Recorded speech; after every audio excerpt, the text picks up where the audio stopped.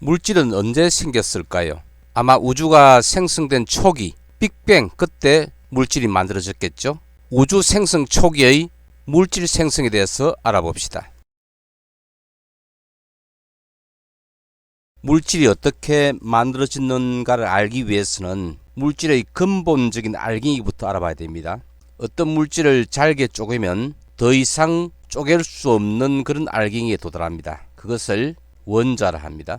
원자라는 개념이 처음 나타날 당시에는 원자가 더 이상 쪼개질 수 없다고 했지만은 최근 과학에서는 원자를 더 이상 쪼갤 수 없는 그런 입자가 아니라 더 쪼개지죠. 그래서 더 쪼개다 보면 결국은 가장 근원적인 입자에 도달합니다. 그것을 기본 입자랍니다. 현재 이 기본 입자, 또 다른 말로는 소립자라고도 하는데요. 16개에다가 힉스 입자라는 것까지 보태가지고 총 17개의 입자가 기본 입자라고 이야기되고 있습니다. 자, 이런 물질은 그러면 과거에 어느 시점부터 원래부터 있었던 것일까요? 그렇게 생각해 볼 때 우리는 우주가 어떻게 탄생되었는가부터 한번 거슬러 올라가 봐야 됩니다. 현대 우주론에서 우주라는 것은 과거에서부터 있었다고 하지 않고, 물론 이 우주는 현재 우리가 살고 있는 우리 우주를 이야기합니다. 혹시나 우리 우주 말고 바깥에 외계 우주라는 것이 있을지 없을지를 알 수는 없지만은 하여튼 내가 지금 살고 있는 이 우주를 봤을 때 이 우주는 언제 생겼을까? 138억 년 전에 만들어진 겁니다. 138억 년 전에는 우주가 하나의 아주 좁은 공간에 있었다고 이야기하죠. 이것이 엄청난 규모로 퍼져나간 겁니다. 그래서 이 하나의 점에서부터 밖으로 퍼져나갔다는 그런 개념으로서 이거를 빅뱅이라 합니다. 그러니까 이 빅뱅 이전에 초기에 요 하나의 점인 상태 같으면은 어떤 물질도 존재하지 않았다는 생각할 수 있겠죠. 하나의 점이니까. 그러니까 초기 우주는 즉 138억 년 전에는 이 점 상태에서는 현재 우주를 이루고 있는 모든 물질들이 거기에 있지 않았다는 이야기가 되겠습니다. 그러면 어떻게 해서 현재 우주를 이루고 있는 이 많은 원소들, 이 원소들이 서로 합해져 가지고 이루는 물질들, 이걸 이루었을까요? 그래서 초기에, 우주 생성 초기의 상태들을 오늘은 알아보겠습니다. 자, 물질이 그 근원을 찾아가면 기본 입자에서부터 시작되었듯이 이 물질 세계가 138억 년이나 지난 현재 세상이라면 과거로 가면 갈수록 결국은 이 기본 입자만 있는 그런 상황이 존재했을 겁니다. 그러니까 초기에 하나의 점에서 대폭발, 즉 빅뱅이 일어나는 요 시기에는 초기 우주의 시작에는 여기서는 기본 입자만 만들어졌던 이런 상황에서부터 점점 우주가 팽창하면서 커져가면서 이것들이 우리가 알고 있는 오늘날의 물질로 변했다고 볼 수 있는 것이죠. 이런 우주 초기의 모습을 이론적으로 예측한 학자가 있습니다. 그 사람이 조지 가모프라는 사람입니다. 이 사람은 우주 초기의 모습을 예측을 했었고, 그 이후에 우주의 관측을 통해 가지고 이 조지 가모프의 우주 초기의 학설이 이제는 인정을 받고 있죠. 그러면 조지 가모퍼가 이야기한 우주 초기 모습은 어땠는지 알아보죠.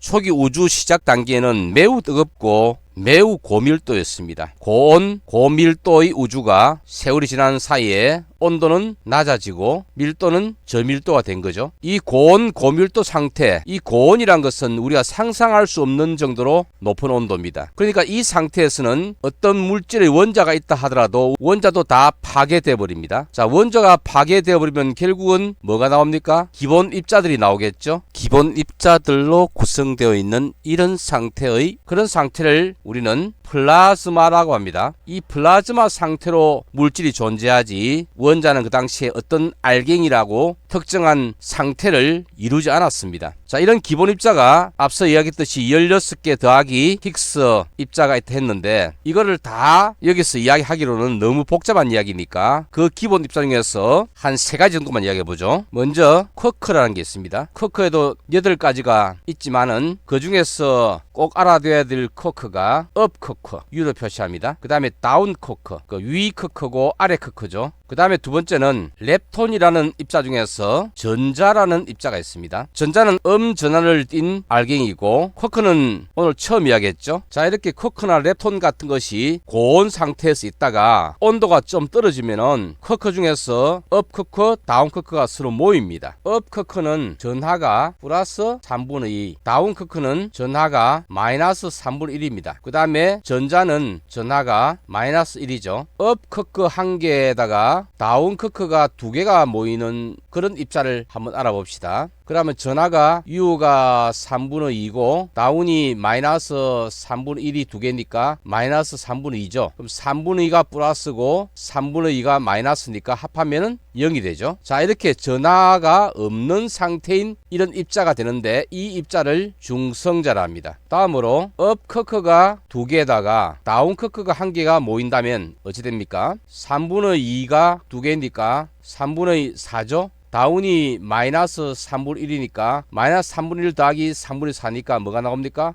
플러스 1 나오죠. 그래서 업 커크 두 개에다가 다운 커크 한 개가 모인 이것은 전하가 플러스 1이 되고 이 입자를 양성자라 합니다. 어조를 다시 한번 정리해 볼까요? 커크에는 업 커크가 있고 다운 커크가 있습니다. 이 업 커크는 전하가 플러스 3분의 2고 다운 커크는 전하가 마이너스 2분의 1입니다. 여기서 업 커크 한 개, 두 개, 다운 커크 한 개가 모여가지고 만들어진 입자. 그 다음에 다운 커크 한 개에다가 또 다운 커크 하나, 즉 두 개에다가 업 커크가 한 개에 모인 입자. 일 경우에 이 경우에는 전하가 플러스 1이 되고 밑의 경우는 전하가 0이 됩니다. 그래서 플러스 1이 돼 가지고 있는 요 입자를 양성자라 하고 전하가 0인 입자를 중성자라 합니다. 그러니까 초기 우주에서 쿼크만 존재하던 그 플라즈마 상태에서 온도가 조금 떨어지니까 쿼크들이 모여가지고 양성자와 중성자를 만들고 그 전에 있었던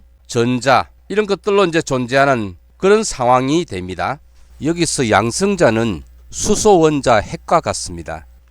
처음에 양성자와 중성자가 만들어졌을 때는 그 수가 같았을 겁니다. 양성자를 P라 그러고 중성자를 N이라 하면 양성자와 중성자 사이에 서로 변환 관계를 가질 수가 있는데 온도가 높을 때는 이 변환이 쉽게 일어납니다. 그런데 온도가 점점 떨어진다면 어떤 현상이 생기느냐? 이 중성자라는 것은 양성자에 비해서 그 질량이 0.1%가 높습니다. 자, 질량이 높은 물질이 만들어지기 위해서는 에너지가 어느 정도 질량으로 변환이 돼야 되죠. 그래서 이 양성자에서 중성자로의 변화는 약간의 에너지가 플러스가 돼야 됩니다. 그런데 우주의 온도가 점점 떨어짐에 따라서 이렇게 에너지를 받아야 하는 변화는 점점 어려워지고 반면에 에너지를 내어놓는 그런 변화는 계속 일어나기 때문에 결국 양성자의 개수가 중성자의 개수보다 점점 많아지게 되겠죠. 그래서 나중에 온도가 떨어짐에 따라 가지고 이것이 양성자의 개수 7에 중성자의 개수 1의 비율까지 떨어집니다. 자, 왜 여기서 7대 1이라는 정도로 이야기하느냐? 이것은 현재 우주에서 수소 원자와 그 다음에 헬륨 원자의 질량 비율이 3대 1이 되는데 이 3대 1이 어떻게 되느냐 하는 것을 조지 가모퍼가 설명하는 그 방식입니다. 양성자, 중성자, 전자 이렇게 있는 상태에서 이 양성자는 플러스 1의 전하를 띠고 있고 전자는 마이너스 1의 전하를 띠고 있기 때문에 이 플러스 1과 마이너스 1이 전기적으로 서로 당겨가지고 서로 붙을 수 없나 싶지만은 굉장히 온도가 높은 상태에서는 이것이 합해지지 않습니다. 그러다가 온도가 이제 차츰 떨어지다 보면 이 전자가 결국 양성자에 붙어가지고 원자란 걸 만들게 되는데요. 그 원자란 걸 만들기 전 단계에서 양성자와 중성자가 서로 변환 관계에 의해서 양성자는 점점 중성자에 비해서 많아져 가지고 양성자가 중성자에 비해서 7대 1의 비율까지 떨어집니다. 양성자 대 중성자의 비율이 7대 1이라는 것은 한편 14대 2로 해도 되겠죠. 자, 이렇게 된 상태에서 아직까지 이때는 전자가 이 양성자와 합해지기 전입니다. 계속해서 이제 14대 2로 변화되는 이런 상태에서 온도는 점점 떨어져 가지고 한 3000도 정도로 우주의 온도가 떨어지는 단계가 되면은 그때 드디어 이 전자란 것이 원자 핵에 들러붙습니다. 원자 핵이란 것은 양성자 같은 경우는 플러스 1의 전하를 가진 그 안에 양성자 그 자체가 이것이 수소 원자 핵입니다. 그리고 이 플러스 1을 가진 양성자 P라고 표시하죠. 두 개에다가 중성자 두 개가 붙은 이것이 헬륨이라는 원자의 핵입니다. 그러니까 온도가 이 정도 떨어졌을 때 드디어 원자 핵이 만들어지거든요. 그럼 이 원자 핵이 어떻게 만들어지는지를 양성자 중성자 14대 2 상태에서 어떻게 되는지를 알아봅시다. 양성자의 개수가 8개가 있고 중성자가 8개가 있을 때 현재는 1대1이죠.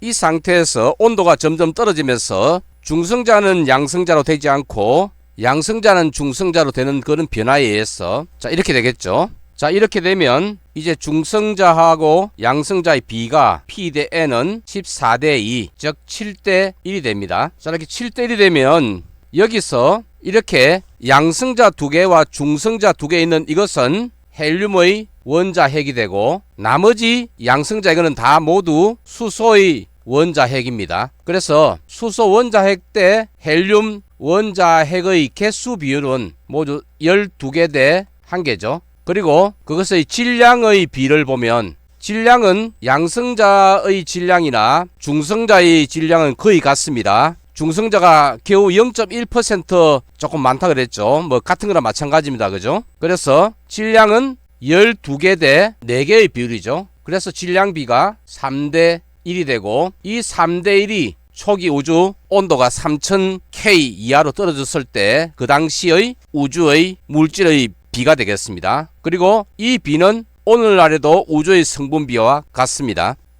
양성자와 중성자가 합해져 가지고 헬륨 원자핵을 만들고 그리고 양성자 자체는 수소 원자핵이니까 이런 원자핵을 만드는 때까지는 빅뱅이 시작되고 난 이후에 3분 안에 이런 일이 일어납니다. 이 빅뱅과 빅뱅 직후의 이야기를 담은 책 스티븐 와인버그의 최초의 3분이라는 책이 있습니다. 그렇지만 아직까지 전자는 자유롭게 떠돌고 있고 이 전자가 양성자 즉 수소 원자핵이나 또는 헬륨 원자핵에 붙잡히지는 않습니다. 왜냐하면 아직까지도 여전히 온도가 뜨겁기 때문이죠. 3분 정도 되었을 때 그때의 온도는 10의 9성 켈빈으로 아직까지 3000 켈빈 정도에 이르지 않았죠. 이 3분 정도 된 상태에서 3000 켈빈까지 온도가 떨어지는 데는 무려 38만 년이 지납니다. 이 사이는 아직까지 원자핵 상태, 수소도 헬륨도 그런 상태지 거기에 전자가 함께 있는 이런 상태였습니다. 그러다가 38만 년이 돼가지고 온도가 3000 켈빈 정도 떨어졌을 때 비로소 이 전자가 이제 자유롭게 떨어질 수 있는 힘을 잃죠.